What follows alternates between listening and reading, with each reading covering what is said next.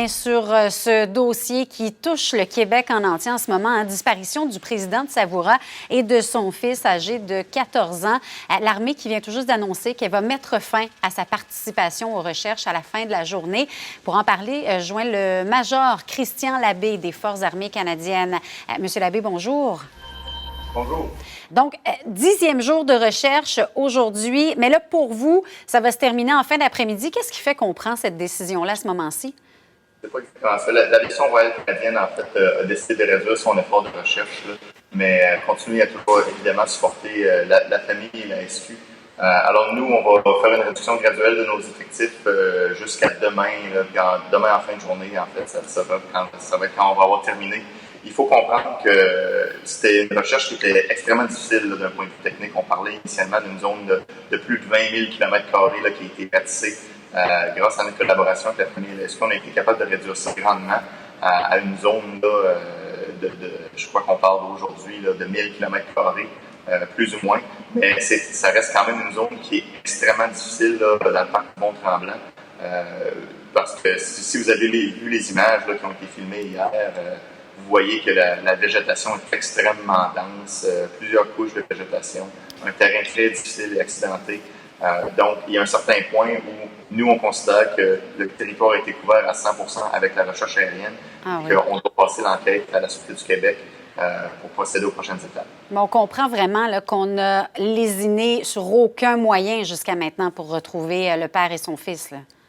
Absolument. C'est un peu du jamais vu l'effort qui a été mis par l'aviation royale canadienne pour que les appareils qui ont été déployés ici à Mirabel, la quantité d'heures de vol, le nombre d'équipages, le nombre de personnel pour retrouver l'appareil F-44 de M. Roy.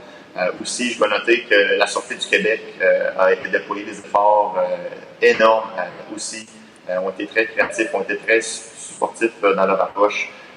Puis je tiendrais à les remercier particulièrement, la SQ ainsi que la famille, les groupes de bénévoles qui ont supporté la famille et l'Association civile de recherche et sauvetage du Canada et Cerabec qui nous ont donné l'utilisation de leurs appareils. Et puis évidemment la population qui a fait des appels continus, qui nous a donné des points d'intérêt puis qui a participé à la recherche. Alors c'est bien important de souligner la contribution de tous ces groupes-là. Ah oui, puis plusieurs indices comme ça qui vous ont permis de diminuer là, grandement. On parlait de quoi, 20 000 km², on a réduit à 8, 4, puis là vous dites que c'est encore plus petit. Zone boisée, beaucoup de végétation, mais il y a l'élément qui concerne la météo aussi, là, qui est à prendre toujours en considération. Aujourd'hui, ça s'annonce comment? Aujourd'hui, ben c'est pas si mal. C'est un peu nuageux. On était relativement chanceux avec la météo au travers de la semaine et demie qui vient de passer. On était en mesure de faire un bon ratissage là, de toutes les zones, incluant les zones de haute probabilité là, qui ont été saturées avec une très haute densité par des appareils à voilure rotative comme le OCH 146 Griffon et le Cormoran, mais aussi à haute altitude et à différents angles par le CC-130 Hercule. Alors, la température a été un facteur qui nous a ralenti un peu, mais nos équipages sont extrêmement entraînés et capables de voler dans une variété de conditions. Puis, j'ai aucun doute là, que tout ce qui pouvait être fait a été exécuté par l'aviation royale canadienne.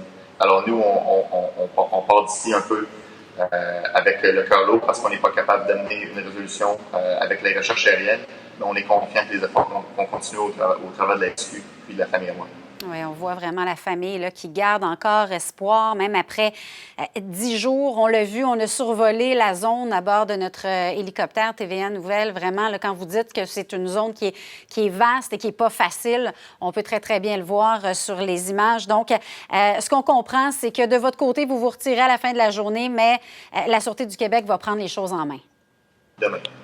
Nous, on va se retirer demain. Alors, on fait ça graduellement, évidemment. Aujourd'hui, on emploie beaucoup d'appareils qui saturent les zones de haute probabilité avec lesquelles on a travaillé dans les derniers jours avec la SQ. On continue, comme vous le savez, les données cellulaires reçues des appareils qui étaient à bord du F-44 sont importantes pour l'enquête. Donc, on continue à raffiner nos estimés pour essayer d'augmenter les chances dans les zones de haute probabilité. Mais en effet, à la fin de journée demain, l'enquête va revenir à la SQ en tant qu'une enquête sur personnes disparues. Parfait. Bien, merci beaucoup d'avoir fait le point avec nous ce matin. C'est très apprécié. Christian Labbé des Forces armées canadiennes.